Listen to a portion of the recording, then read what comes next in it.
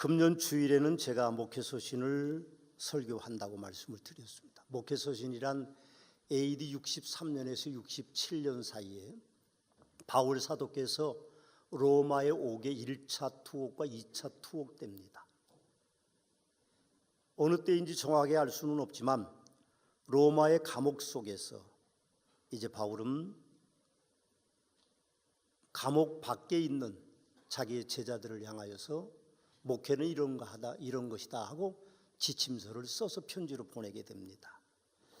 그것이 기독교 역사의 정경 과정을 통해서 오늘 우리에게 성경으로 들려지게 됐습니다.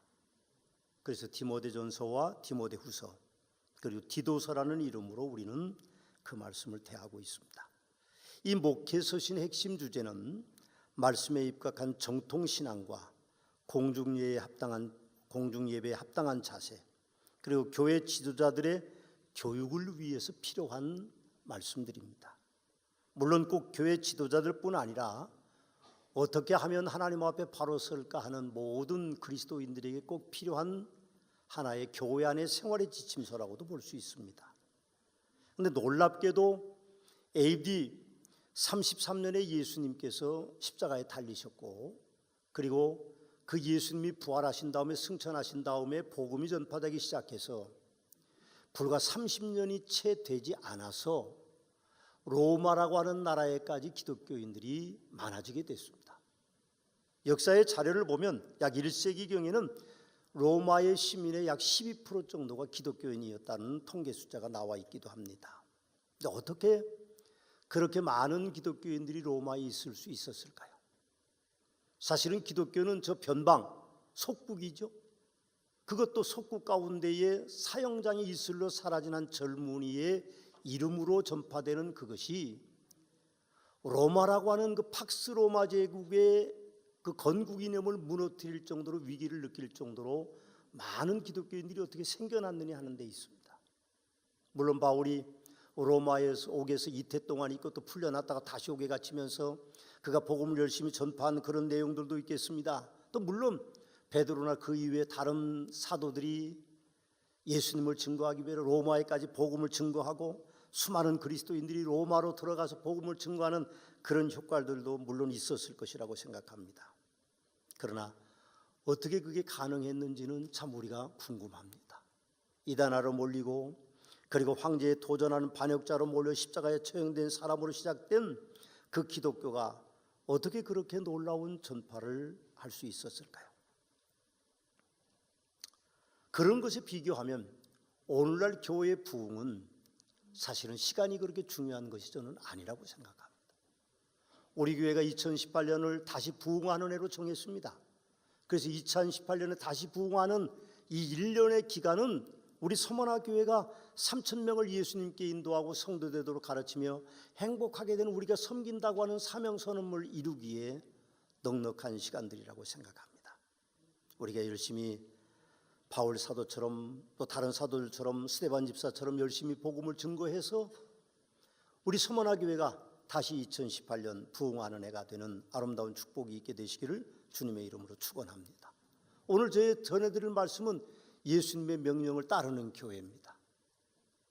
오늘 바울이 본문에 그렇게 말씀합니다. 우리 구주 하나님과 우리의 소망이신 그리스도 예수의 명령을 따라 그리스도 예수의 사도된 바울은 믿음 안에서 참 아들된 디모데에게 편지하노니 하나님 아버지와 그리스도 예수 우리 주께로부터 은혜와 긍휼과 평강이 내게 있을지어다 하고 명령을 내립니다. 요약하면 바울이 예수님의 명령으로 참 아들된 디모데에게 은혜와 긍휼과 평강이 내게 있어야 된다고 명령하는 것입니다. 첫 번째 예수님의 명령은 은혜가 있어야 된다는 것입니다. 여러분, 예수님의 지상 최대의 명령인 오직 성령이 너희에게 임하시면 너희가 권능을 받고 예루살렘과 온 유대와 사마리아 땅끝까지 이르는데 증인이 되는 것이지만 그 이전의 교회 안에는요 하나님의 은혜가 있어야 됩니다.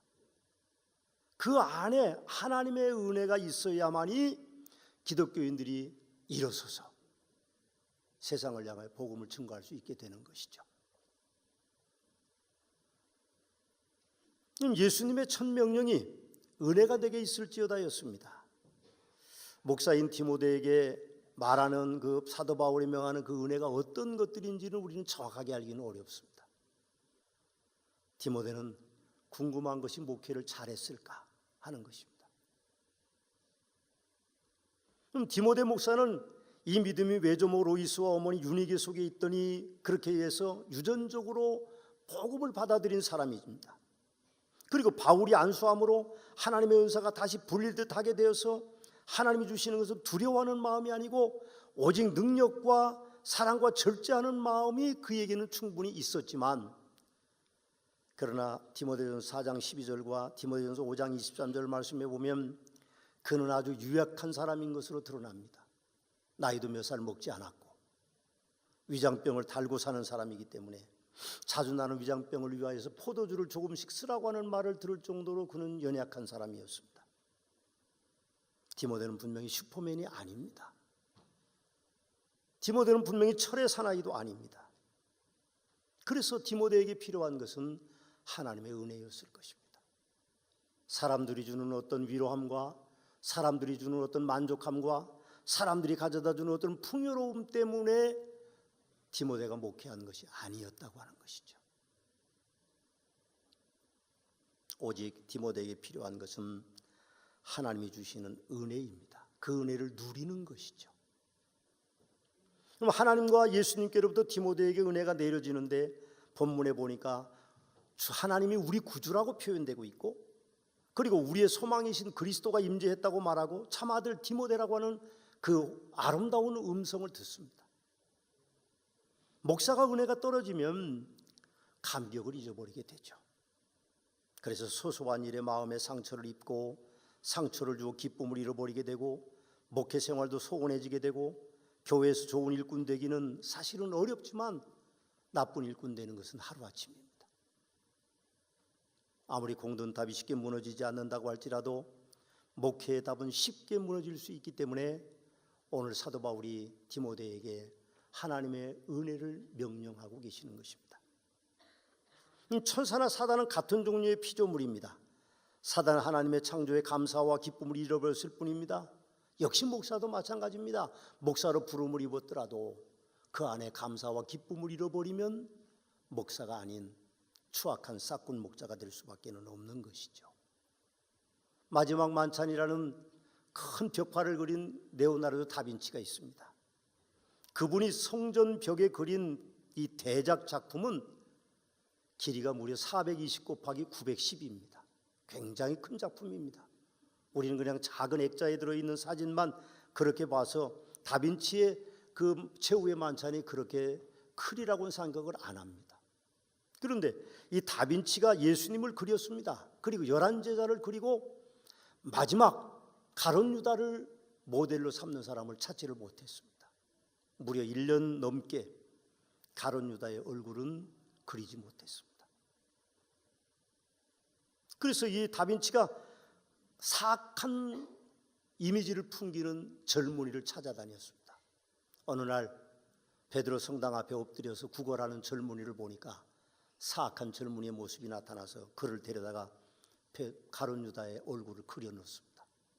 다 그림을 그리고 나서 그 모델로 불려왔던 그 돈 받은 그 거지가 선생님 1년 전에 저를 모델로 그림을 그리셨는데 오늘은 누구를 그리셨나요? 깜짝 놀랐죠. 다빈치가 예수님의 얼굴을 그릴 때에 그렸던 그 사람이 가룟 유다의 얼굴로 1년 만에 변해 있는 것입니다. 원래 예수님의 얼굴을 모델로 찾아다니면서 베드로 성당 안에 성가대 하고 있는 그 젊은 남자를 보니까 예수님의 이미지가 생각이 나서 그분을 모델로 예수님의 얼굴을 그렸습니다. 1년 후에 가룟 유다의 모델을 찾아다니다가 사악한 얼굴을 본 그 젊은이를 거지를 그렸는데 그 사람이 그 성가대에 앉아 있었던 사람이 사악한 젊은 거지로 추악한 거지로 변해 있었던 것이죠.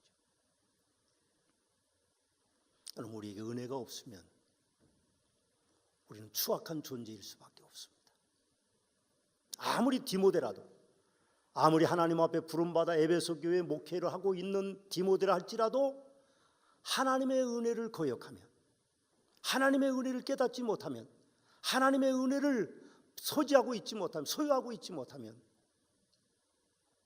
추악한 싹군의 목자의 모습으로밖에는 비추지지 않을 것입니다. 우리도 마찬가지입니다. 우리가 하나님의 은혜를 거역하면, 하나님의 은혜를 소유하고 있지 못하면 우리는 추악한 존재밖에는 될 수 없습니다. 어떤 때는 저 자신도 깜짝 놀랍니다. 내 안에 박군의 마음과 같이 선한 마음과 악한 마음이 있습니다. 어떤 때는 악한 마음이 더 크게 올라올 때가 있습니다. 어떤 때는 선한 마음이 없는 것 같은 때도 있습니다. 또 어떤 때는 은혜가 충만하면 선한 마음만 있고 악한 마음이 없는 것처럼 느껴질 때가 많지만, 하나님의 은혜가 있으면 우리는 하나님의 사람이 될 수 있습니다. 바울은 오늘 디모데에게 그걸 말합니다. 그가 꼭 목사라서가 아니라 모든 그리스도인들이 명령을 받았는데 하나님의 은혜 안에 거하라는 명령을 받고 있는 것입니다. 두 번째로 예수님의 명령은 하나님과 예수님으로부터 긍휼이 내게 있을지어다입니다. 긍휼함이 우리 속에 있어야 됩니다. 사도 바울께서는 성경에서 여러 번 은혜와 평강이라는 인사말을 사용하고 있습니다. 바울이 기록한 신약 성경 29권 가운데 13권 정도 이상 된다고 합니다. 모든 그 성경에는요, 은혜와 평강이 있습니다. 그런데 오직 디모데 전서에만 은혜와 긍휼과 평강이 있을지어다라고 말합니다. 아마도 그것은 참아들 디모데라서 자기의 아주 아끼는 제자이기 때문에 친밀감을 더 드러내기 위해서 긍휼이라는 단어를 사용한 것이 아닌가, 그렇게 말하는 분들도 있습니다, 학자들이.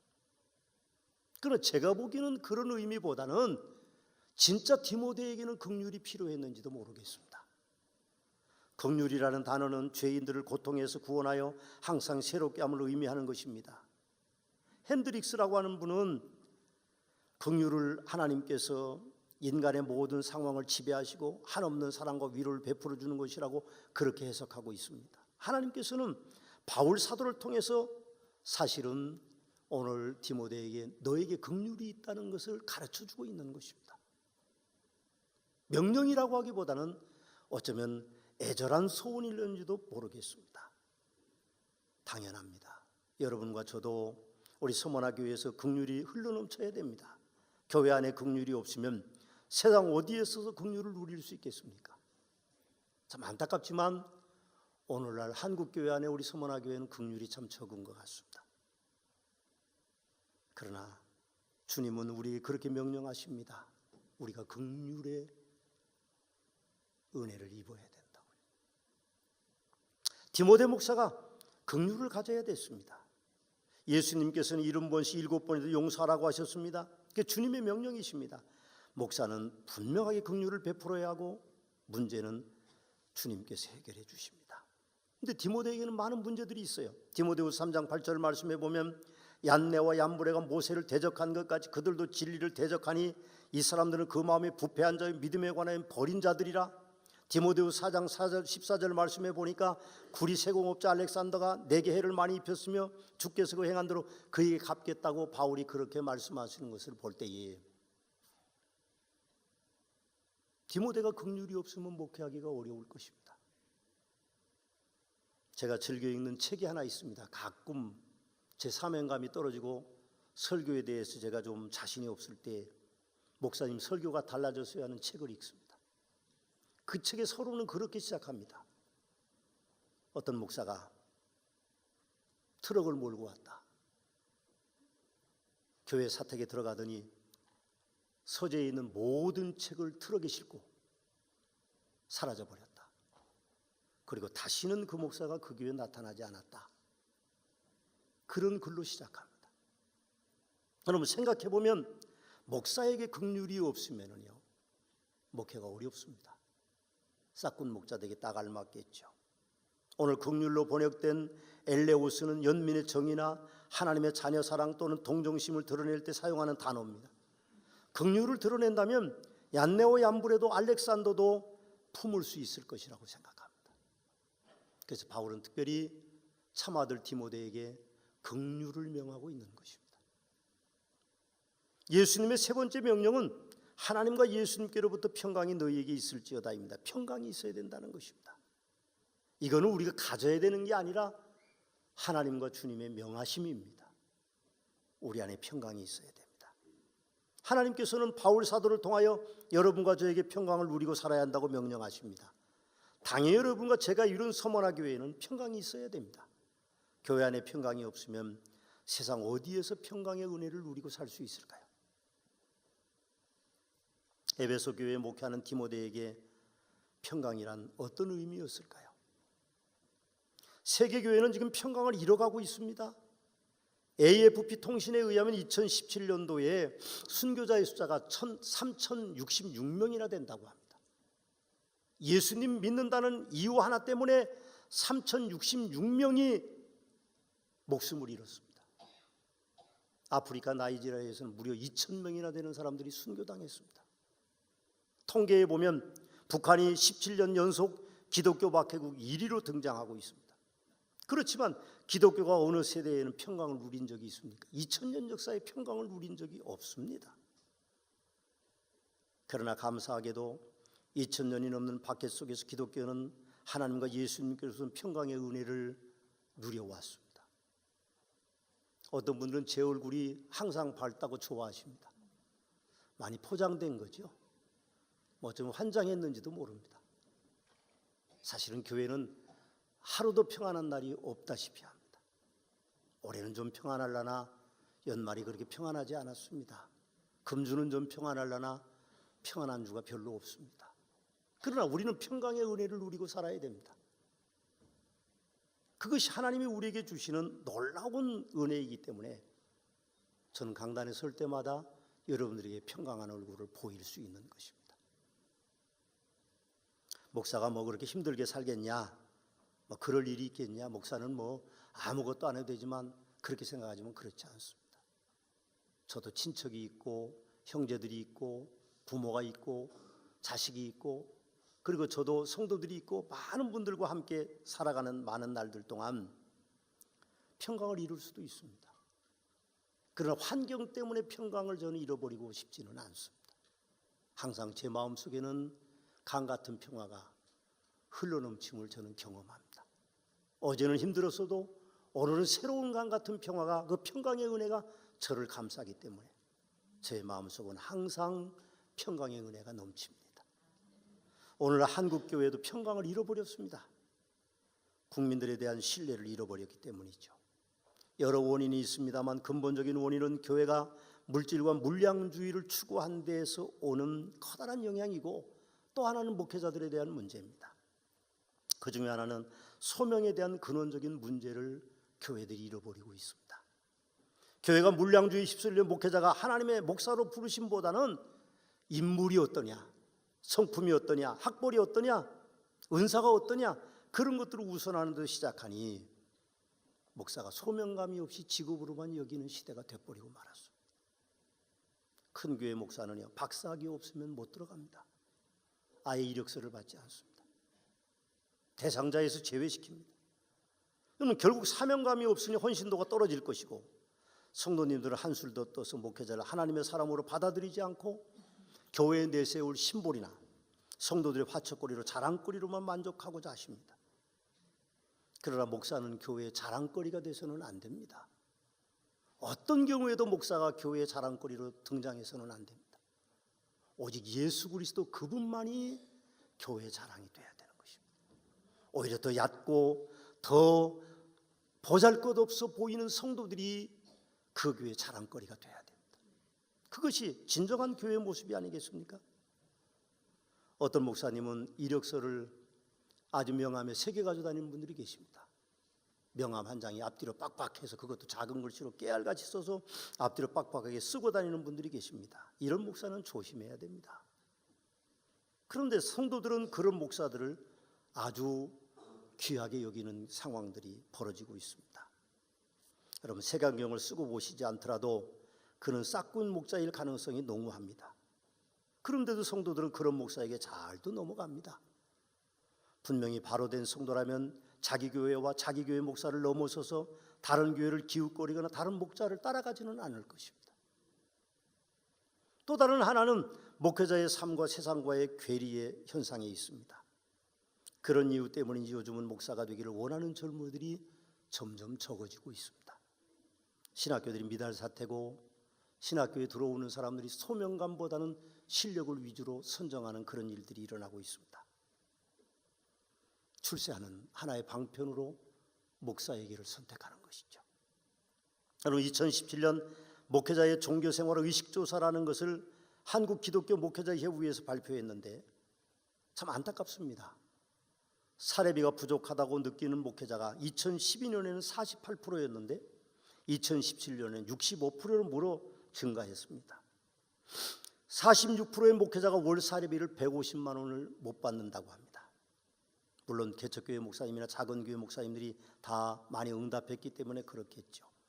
목사의 8.2%가 다른 일을 통하여서 생계를 이어간다고 했고, 성도 49명 이하의 소형교회에 심호하는 목사 중에 12.1%가 투잡을 수행하고 있다고 했고, 교회 부흥에 대한 기대치를 목사들에게 물었을 때에 2012년도에는 450명이 내 목회의 목표라고 말했는데 2017년에는 264명이 내 목회의 목표라고 말합니다.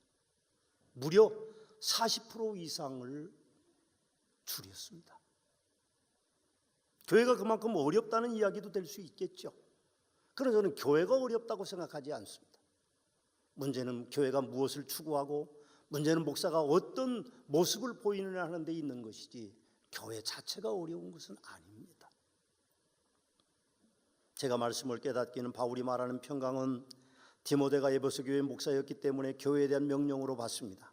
물론 디모데가 목회하는 에베소 교회에서 평강을 깨는 이들이 디모데전서 1장에서 착한 양심을 버렸고 믿음에 관하여는 파선한 후메네오와 알렉산더가 있었는데, 바울 사도는 내가 사탄에게 내어준 것은 그들을 훈계받아 신성모독을 못하게 하려 함이라고 그렇게 말씀하고 계시지만, 그렇지만 바울 사도는 2장 1절에서